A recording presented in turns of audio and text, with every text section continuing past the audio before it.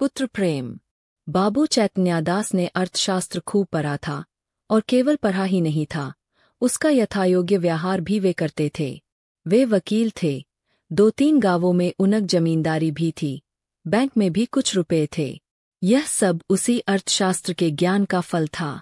जब कोई खर्च सामने आता तब उनके मन में स्वभावत प्रश्न होता था, इससे स्वयं मेरा उपकार होगा या किसी अन्य पुरुष का। यदि दो में से किसी का कुछ भी उपहार न होता तो वे बड़ी निर्दयता से उस खर्च का गला दबा देते थे। व्यर्थ को वे विष के समाने समझते थे। अर्थशास्त्र के सिद्धांत उनके जीवन स्तंभ हो गए थे। बाबू साहब के 2 पुत्र थे। बड़े का नाम प्रभुदास था, छोटे का शिवदास। दोनों कॉलेज में पढ़ते थे। उनमें केवल एक श्रेणी का अंतर था।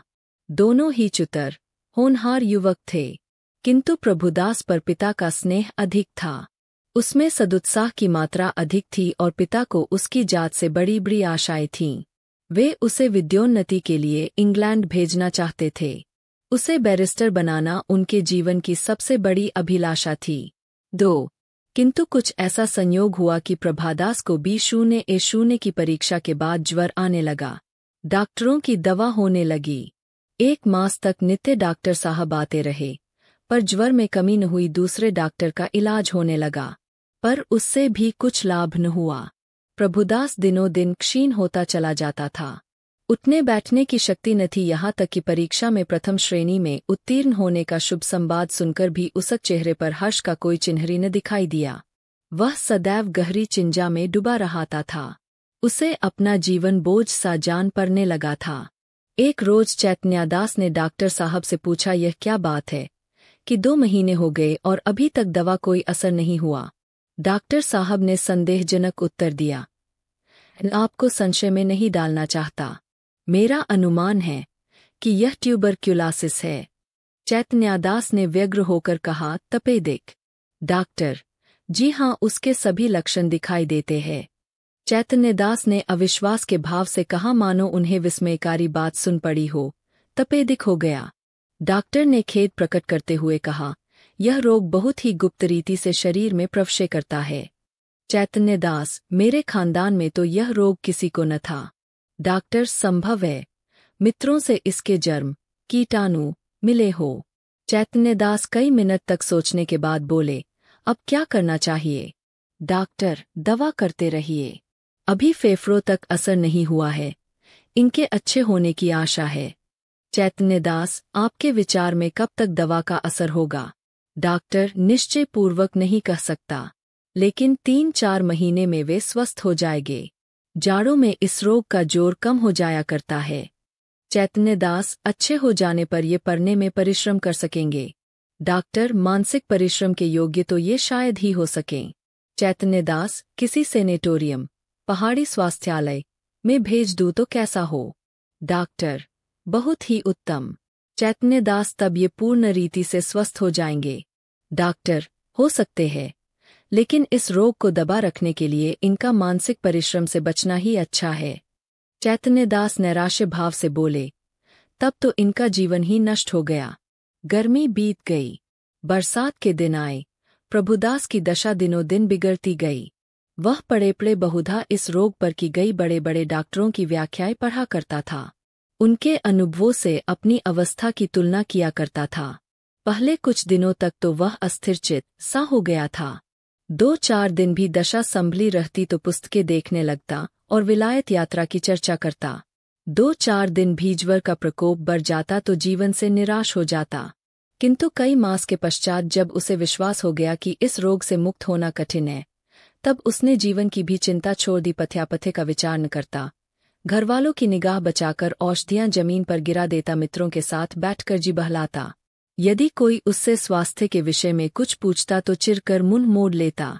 उसके भावों में एक शांतिमय उदासीनता आ गई थी और बातों में एक दार्शनिक मर्मज्ञता पाई जाती थी।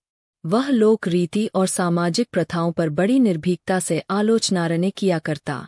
यद्यपि बाबू चैतन्यदास के मन में रहकर शंका उठा करती थी कि जब परिणाम विदित ही है, तब इस प्रकार धन का अपव्यय करने से क्या लाभ, तथापि वे कुछ तो पुत्र प्रेम और कुछ लोकमत के भय से धैर्य के साथ दवा दर्पण करते जाते थे। जाड़े का मौसम था। चैतन्यदास पुत्र के सिरहाने बैठे हुए डॉक्टर साहब की ओर प्रश्नात्मक दृष्टि से देख रहे थे। जब डॉक्टर साहब टेम्परेचर लेकर, थर्मामीटर लगाकर कुर्सी पर बैठे तब चैतन्यदास ने पूछा, अब तो जाड़ा आ गया, आपको कुछ अंतर मालूम होता है? डॉक्टर, बिल्कुल नहीं, बल्कि रोग और भी दुस्साध्य होता जाता है। चैतन्यदास ने कठोर स्वर में पूछा, तब आप लोग क्यों मुझे इस भ्रम में डाले हुए थे कि जाड़े में अच्छे हो जाएंगे? इस प्रकार दूसरों की सरलता का उपयोग करना अपना मतलब साधने का साधन हो तो हो, इसे सज्जनताकदापी नहीं कह सकते।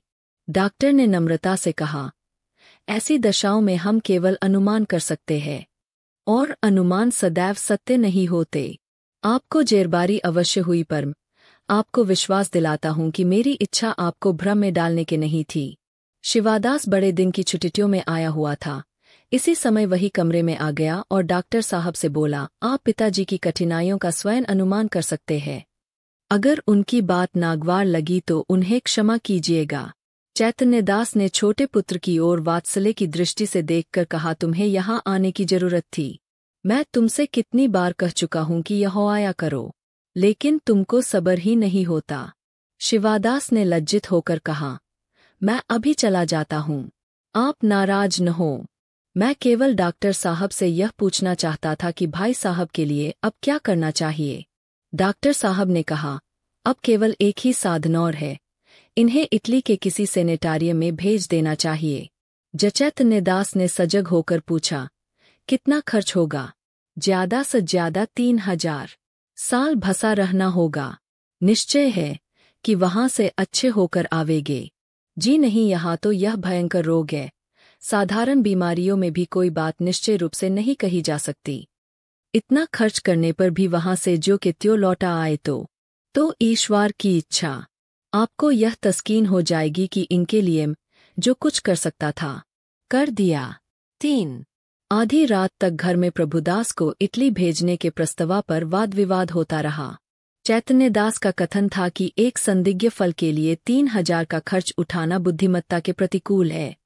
शिवादास फल उनसे सहमत था, किंतु उसकी माता इस प्रस्ताव का बड़ी धृढ़ता के साथ विरोध कर रही थी। अतः में माता की धिक्कारों का यह फल हुआ कि शिवादास लज्जित होकर उसके पक्ष में हो गया। बाबू साहब अकेले रह गए। तपेश्वरी ने तर्क से काम लिया, पति के सद्भावों को प्रज्वलित करने की चेष्टा की। धन की नश्वरात की लोकोक्तियां कहीं इन शस्त्रों से विजय लाभ न हुआ तो अश्रु वर्षा करने लगी। बाबू साहब जल बिंदुओं का इस शर प्रहार के सामने न ठहर सके। इन शब्दों में हार स्वीकार की, अच्छा भाई रो मत, जो कुछ कहती हो वही होगा। तपेश्वरी, तो कब रुपए हाथ में आने दो।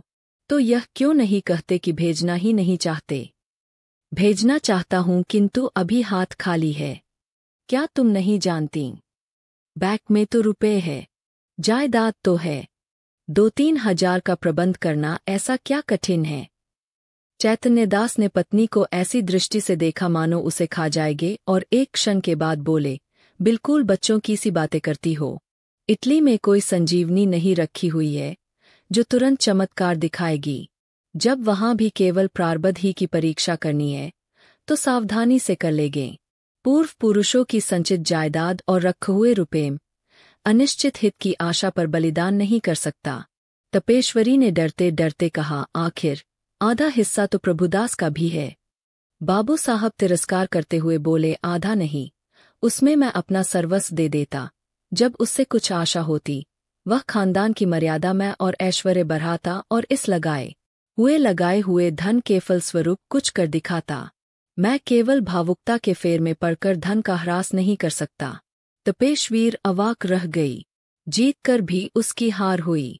इस प्रस्ताव के 6 महीने बाद शिवदास B.A. पास हो गया। बाबू चैतन्यदास ने अपनी जमींदारी के 2 आने बंधक रखकर कानून पढ़ने के निमित्त उसे इंग्लैंड भेजा। उसे बम्बई तक खुद पहुंचाने गए।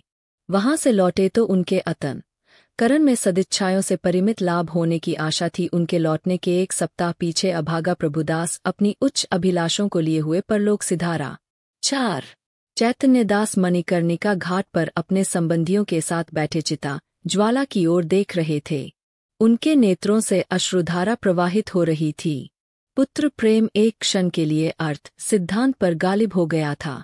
उस विरक्तावस्था में उनके मन में यह कल्पना उठ रही थी, संभव है इटली जाकर प्रभुदास स्वस्थ हो जाता।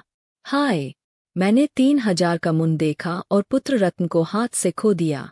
यह कल्पना प्रतिक्षण सजग होती थी और उनको ग्लानि, शोक और पश्चात्ताप के बाणों से बेध रही थी। रह रहकर उनके हृदय में वेदना की शुलसी उठती थी। उनके अंतर की ज्वाला उस चिता ज्वाला से कम दग्धकारिणी न थी। अकस्मात उनके कानों में शहनाइयों की आवाज आई।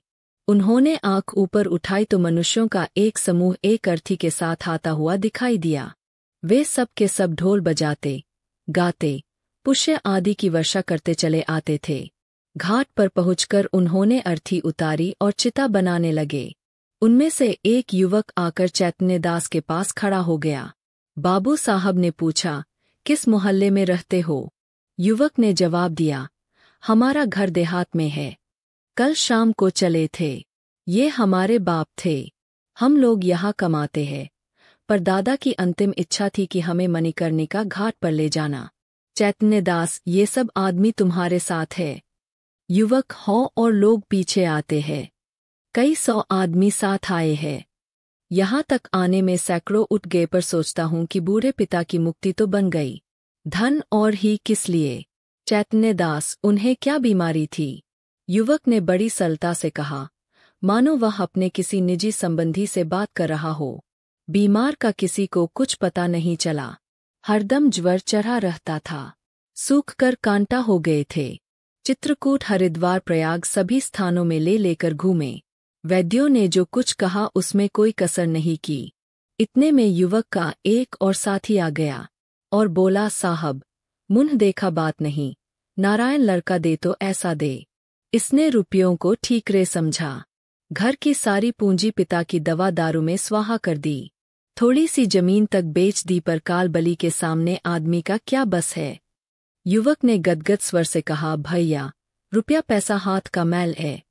कहाँ आता है कहाँ जाता है, मुनश्य नहीं मिलता। जिंदगानी है तो कमा खाऊंगा।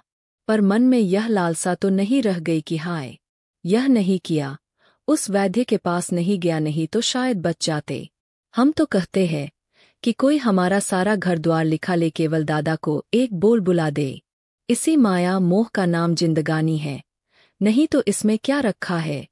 धन से प्यारी जान, जान से प्यारा ईमान। बाबू साहब, आपसे सच कहता हूँ, अगर दादा के लिए अपने बस की कोई बात उठा रखता तो आज रोतेन बनता, अपना ही चित्त अपने को धिक्कारता। नहीं तो मुझे इस घड़ी ऐसा जान पड़ता है कि मेरा उद्धार एक भारी ऋण से हो गया। उनकी आत्मा सुख और शांति से रहेगी तो मेरा सब तरह कल्याण ही होगा। बाबू चैतन्यदास सिर झुकाए ये बातें सुन रहे थे। एक एक शब्द उनके हृदय में शर के समान चुभता था।